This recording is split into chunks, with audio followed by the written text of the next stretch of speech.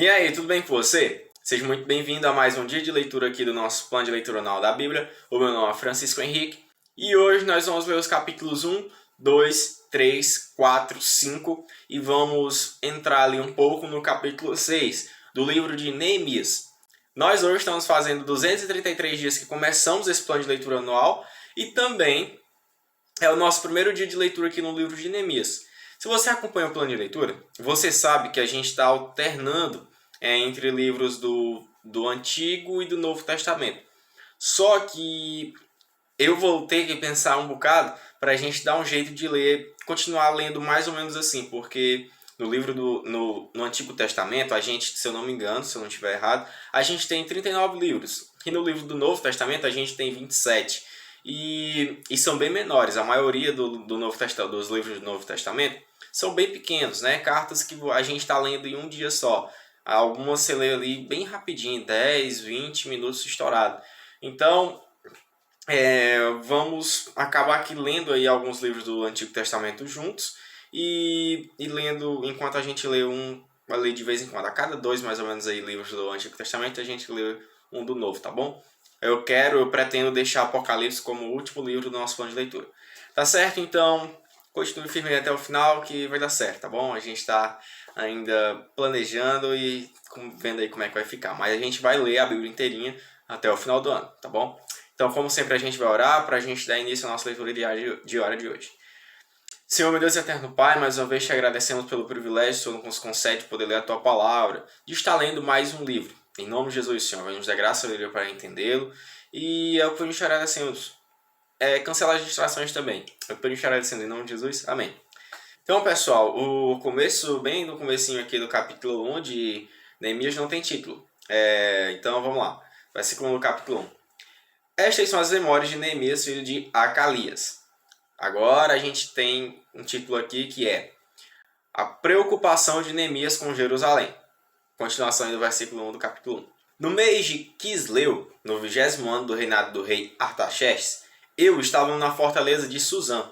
Anani, um de meus irmãos, veio me visitar com alguns homens que haviam chegado de Judá. Perguntei-lhes a respeito dos judeus que haviam regressado do cativeiro e da situação em Jerusalém. Eles responderam: as coisas não vão bem para os que regressaram à província de Judá. Eles estão passando por dificuldades e humilhações. O muro de Jerusalém foi derrubado e as portas foram destruídas pelo fogo. Quando ouvi isso, sentei-me e chorei. Durante alguns dias lamentei, jejuei e orei ao Deus dos céus. Então disse: ó Senhor, Deus dos céus, Deus grande e temível, que guardas tua aliança de amor leal para com os que te amam e obedecem a teus mandamentos. Ouve minha oração. Olha do alto e vê que oro noite e dia por teu povo Israel. Confesso que temos pecado contra ti. Sim, minha própria família e eu temos pecado. Temos pecado terrivelmente contra ti. Não temos obedecido a teus mandamentos, decretos e estatutos que nos deste por meio de teu servo Moisés. Por favor, lembra-te do que disseste a teu servo Moisés. Se forem infiéis a mim, eu os dispersarei entre as nações. Mas se voltarem para mim e obedecerem aos meus mandamentos e viverem de acordo com eles, então, mesmo que estejam exilados nos confins da terra, eu os reunirei e os trarei de volta ao lugar que escolhi para estabelecer meu nome. O povo que tu resgataste com teu grande poder e com tua forte mão é teu servo. Ó Senhor, por favor, ouve a oração deste teu servo. Ouve as orações de teus servos que se agradam em te honrar. Peço que me concedas êxito hoje e que o rei me seja favorável. Nesse tempo, eu era copeiro do rei. Amém, meus irmãos. No versículo 11, nós terminamos o capítulo 1. Agora a gente vai para o capítulo 2, que tem o título Neemias recebe permissão para ir a Jerusalém. Versículo 1 do capítulo 2. No mês de Nisan, no 20º ano do reinado do rei Artaxerxes, eu estava servindo vinho ao rei. Nunca eu tinha estado triste em sua presença. O rei me perguntou: por que está com o rosto tão triste? Você não parece doente. Deve estar profundamente angustiado. Fiquei com muito medo, mas respondi: que o rei viva para sempre. Como meu rosto não pareceria triste? A cidade onde estão sepultados meus antepassados está em ruínas, e suas portas foram destruídas pelo fogo. O que você deseja que eu faça? Perguntou o rei. Depois de orar ao Deus dos céus, respondi: Se lhe parecer bem, e se o rei for favorável a mim, seu servo, peço que me envie ajudar para reconstruir a cidade onde meus antepassados estão sepultados. O rei, com a rainha sentada ao seu lado, perguntou: Quanto tempo você ficará ausente? Quando voltará? Respondi ao rei quanto tempo ficaria ausente, e ele atendeu a meu pedido. Disse também: Se lhe parecer bem, gostaria que o rei me desse cartas para levar aos governadores da província a oeste do rio Eufrates, com instruções para que eles permitam que eu viaje em segurança por seus territórios até chegar a Judá. Peço ainda que o rei me dê uma carta para levar a Asaf, administrador da floresta real, com instruções para que me forneça madeira. Precisarei desse material para as vigas das portas da fortaleza, junto ao templo, para o muro da cidade e para minha própria casa. O rei atendeu a esses pedidos, pois a bondosa mão de Deus estava sobre mim. Fui aos governadores da província a oeste do rio Eufrates e lhes entreguei as cartas do rei. Além disso, o rei enviou oficiais do exército e cavaleiros para me protegerem. Mas quando Sanbalate, o Eoronita, e Tobias, o oficial amonita, souberam de minha chegada, ficaram muito irritados porque alguém veio promover o bem dos israelitas. Pronto, meus irmãos, agora a gente vai para o versículo 11, que tem o título Neemias inspeciona o muro de Jerusalém. Versículo 11 do capítulo 2. Assim cheguei a Jerusalém. 3 dias depois, saí discretamente durante a noite, levando comigo uns poucos homens. Não havia contado a ninguém os planos para Jerusalém que Deus tinha colocado em meu coração. Não levamos nenhum animal de carga, além daquele que eu montava, pois depois que escureceu, saí pela porta do vale, passei pelo poço do Chacal e fui até a porta do esterco para inspecionar o muro de Jerusalém, que tinha sido derrubado, e as portas que haviam sido destruídas pelo fogo. Em seguida fui à porta da fonte e ao tanque do rei, mas por causa do entulho não havia espaço para meu animal passar. Por isso, embora ainda estivesse escuro, subi pelo vale de Cedron e inspecionei os muros ali, antes de voltar e entrar de novo pela porta do vale. Os oficiais da cidade não sabiam onde eu tinha ido, nem o que eu estava fazendo, pois não havia contado meus planos a ninguém. Ainda não tinha falado com os líderes judeus, os sacerdotes, os nobres, os oficiais e outros que realizariam o trabalho. Mas então eu lhes disse: Vocês sabem muito bem da terrível situação em que estamos. Jerusalém está em ruínas e suas portas foram destruídas pelo fogo. Venham, vamos reconstruir o muro de Jerusalém e acabar com essa vergonha. Então lhes contei como a mão de Deus tinha estado sobre mim e lhes relatei minha conversa com o rei. Eles responderam: Sim, vamos reconstruir o muro. E ficaram animados para realizar essa boa obra. Mas quando Sabalate, o Oronita, e Tobias, o oficial amonita, e Gesem, o árabe, souberam de nosso plano, zombaram de nós com desprezo e perguntaram: O que estão fazendo? Estão se rebelando contra o rei? Eu lhes respondi: O Deus dos céus nos dará êxito. Nós, seus servos, começaremos a reconstruir este muro. Vocês, porém, não têm nenhuma parte, nenhum direito legal ou histórico sobre Jerusalém. Pronto, meus irmãos, no versículo 20 nós terminamos o capítulo 2 de Neemias. Agora a gente vai para o capítulo 3, que tem o título A Reconstrução do Muro de Jerusalém. Versículo 1 do capítulo 3. Então o sumo sacerdote Eliasibe e os outros sacerdotes começaram a reconstruir a porta das ovelhas. Eles a consagraram, colocaram as portas no lugar e reconstruíram o muro até a torre dos 100, que também consagraram, e até a torre de Ananel. Os habitantes da cidade de Jericó trabalharam ao lado deles, e mais adiante estava Zacur, filho de Irim. A porta do peixe foi construída pelos filhos de Assenaá. Colocaram as vigas, levantaram as portas e puseram os ferrolhos e as trancas.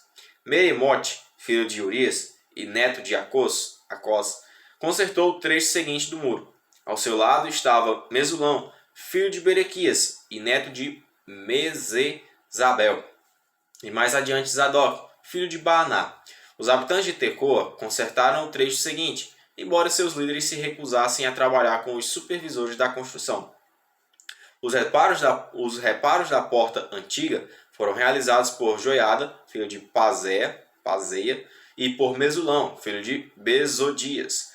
Colocaram as vigas, levantaram as portas e puseram os ferrolhos e as trancas.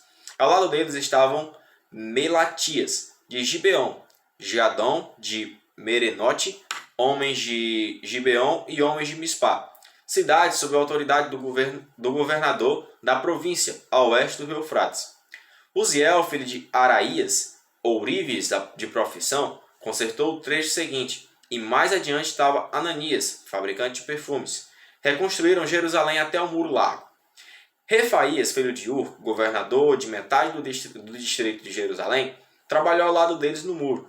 No trecho seguinte, Gedaías, filho de Arumaf, consertou o muro em frente de sua própria casa, e ao lado dele estava Atus, filho de Asabinéias.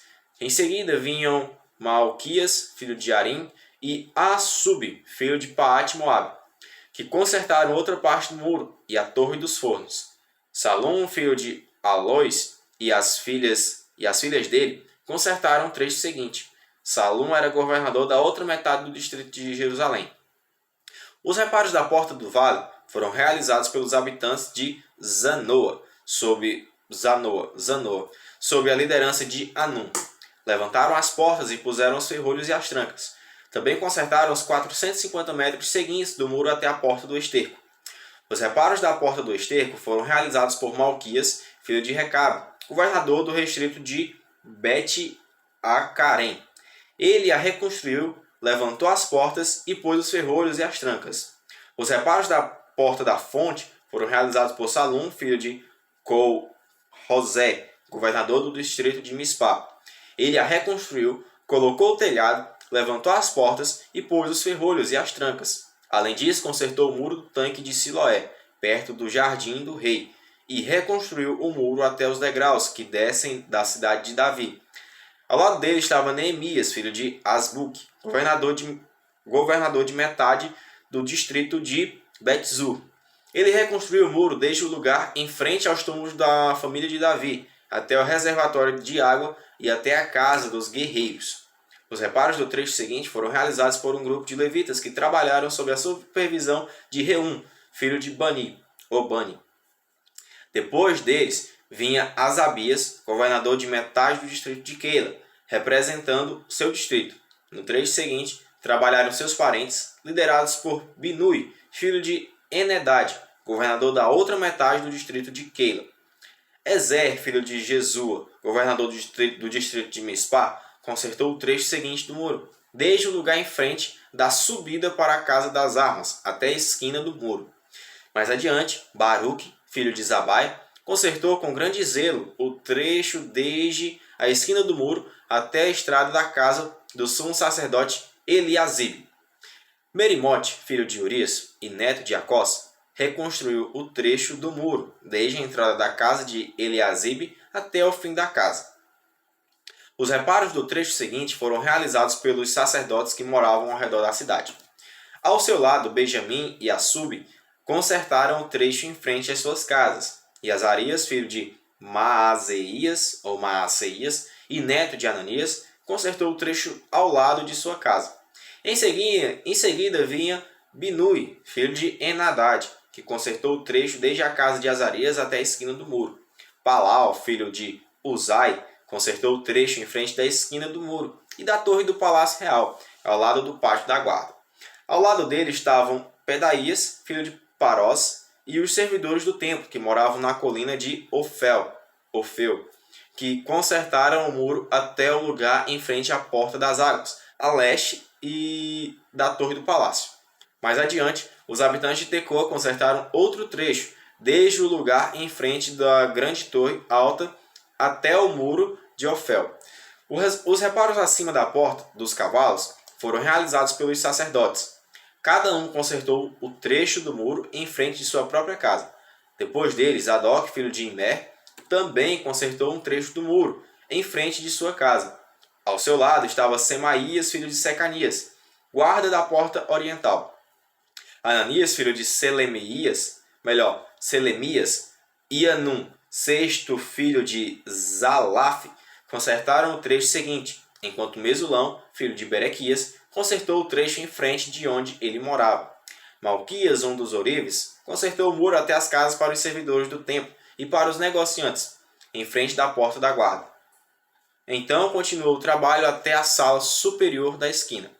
Os outros ourives e negociantes consertaram o muro desde a sala superior da esquina até a porta das ovelhas. Pronto, meus irmãos, no versículo 32 nós terminamos o capítulo 3. Agora a gente vai para o capítulo 4, que tem o título Inimigos se opõem à reconstrução. Versículo 1 do capítulo 4. Sanbalate ficou furioso quando soube que estávamos reconstruindo o muro. Indignou-se e zombou dos judeus.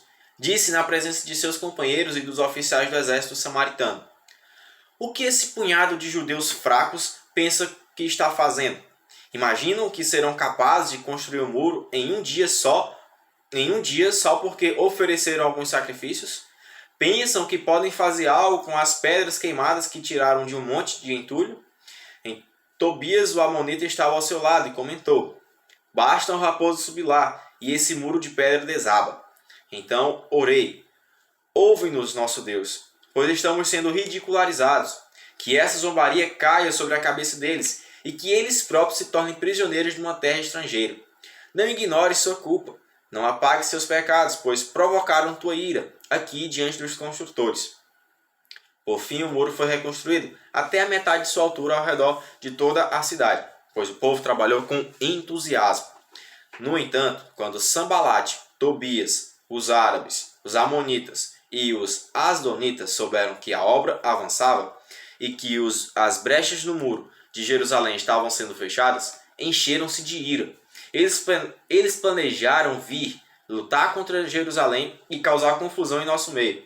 Mas nós oramos a nosso Deus e colocamos guardas na cidade de dia e de noite para nos proteger. Então o povo de Judá começou a se queixar. Os trabalhadores estão cansados e ainda há muito entulho para remover. Não seremos capazes de construir o muro sozinhos. Enquanto isso, nossos inimigos diziam: antes que eles se deem conta do que está acontecendo, cairemos sobre eles e os mataremos, acabando com seu trabalho. Os judeus que moravam perto dos inimigos nos disseram diversas vezes: eles irão de todas as direções e nos atacarão. Por isso coloquei guardas armados atrás das portas, das partes mais baixas do muro e nos lugares mais expostos. Dividi-os por famílias para que montassem guarda armados com espadas, lanças e arcos. Examinei a situação, reuni os nobres, os oficiais e o restante do povo, e lhes disse: não tenham medo do inimigo. Lembre-se do Senhor, que é grande e temível, e lutem por seus irmãos, seus filhos, suas filhas, suas esposas e seus lares. Quando nossos inimigos descobriram que sabíamos de seus planos e que Deus os havia frustrado, todos nós voltamos ao trabalho no muro. Dali em diante, porém, apenas metade de meus homens trabalhava, pois a outra metade ficava de guarda com lanças e escudos, arcos e couraças. Os líderes ficavam na retaguarda de todo o povo de Judá, que construiu o muro. Os trabalhadores prosseguiram com a obra. Com uma das mãos levavam as cargas, enquanto com a outra seguravam uma arma. Todos os construtores tinham uma espada presa à cintura. O tocador de trombeta ficava comigo para dar o sinal de alerta. Então expliquei aos nobres, aos oficiais e ao restante do povo: a obra é extensa e estamos muito separados uns dos outros ao longo do muro. Quando ouvirem o toque da trombeta, corram para onde ele soar. Nosso Deus lutará por nós. Trabalhávamos o dia inteiro, do nascer ao pôr do sol, e metade dos homens estava sempre de guarda. Nessa ocasião, eu disse aos que moravam fora dos muros que passassem a noite em Jerusalém. Assim, eles e seus servos poderiam ajudar na guarda à noite e trabalhar durante o dia. Nenhum de nós, nem eu, nem meus parentes, nem meus servos, nem os guardas que estavam comigo, trocava de roupa. Carregávamos sempre nossas armas, até mesmo quando íamos beber água. Pronto, meus irmãos, no versículo 23 já terminamos o capítulo 4. Agora a gente vai para o capítulo 5, que tem o título Neemias defende os oprimidos. Versículo 1 do capítulo 5. Por esse tempo, alguns homens e suas esposas fizeram um grande protesto contra seus irmãos judeus. Alguns deles diziam: nossas famílias são grandes, precisamos de mais alimento para sobreviver.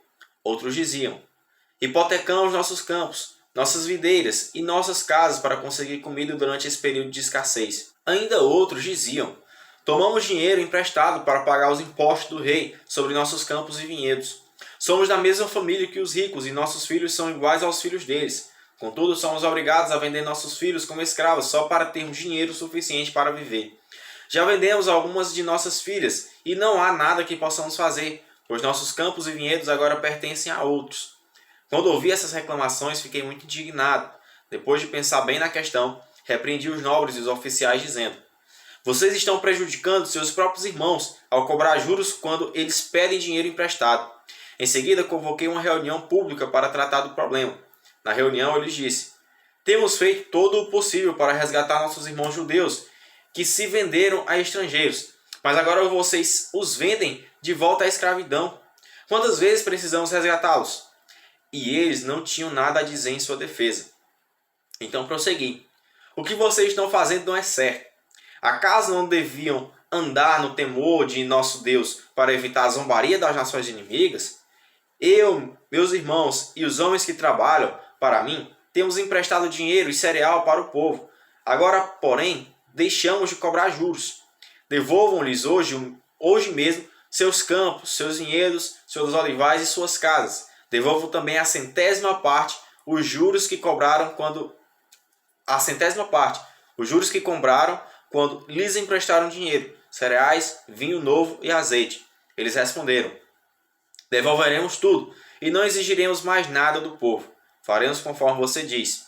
Então chamei os sacerdotes e fiz os nobres e os oficiais jurarem que cumpririam sua promessa. Depois sacudi as dobras de meu manto e disse: que Deus assim os sacuda de seus lares e de suas propriedades, se vocês não cumprirem o que prometeram. Que fiquem sem absolutamente nada. Toda a comunidade respondeu: amém, amém, e louvaram o Senhor.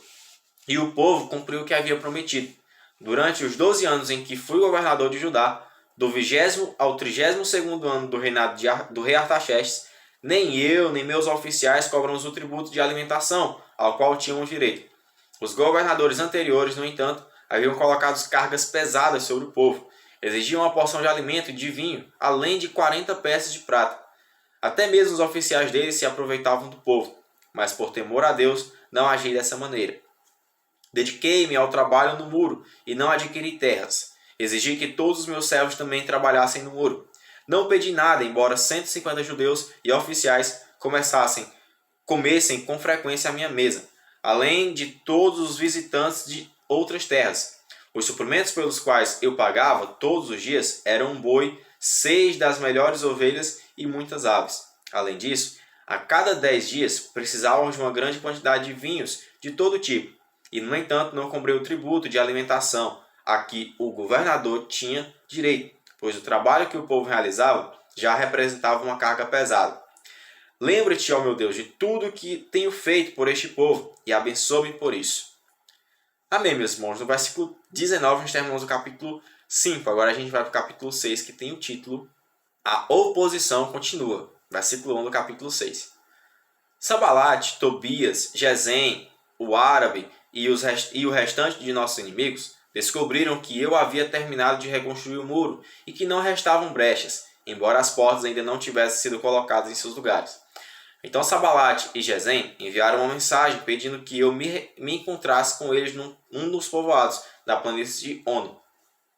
Sabendo que eles planejavam me fazer mal, respondi com a seguinte mensagem: estou envolvido com uma obra muito importante e não posso ir. Por que eu deveria interromper o trabalho para me encontrar com vocês? 4 vezes eles enviaram a mesma mensagem, e cada vez lhes respondi da mesma forma. Na 5ª vez, o servo de Sanbalate trouxe nas mãos uma carta aberta, que dizia: há um boato entre as nações vizinhas, e Gesem o confirma, que vocês e os judeus planejam se rebelar, e por isso estão reconstruindo o muro. De acordo com esses relatos, você planeja se tornar o rei deles. Corre a notícia de que você nomeou profetas em Jerusalém para proclamarem a seu respeito. Olhem, há um rei em Judá. Pode ter certeza de que essa informação chegará ao conhecimento do rei. Sugiro, portanto, que venha conversar comigo. Eu lhe respondi: nada do que você diz é verdade. É tudo invenção sua.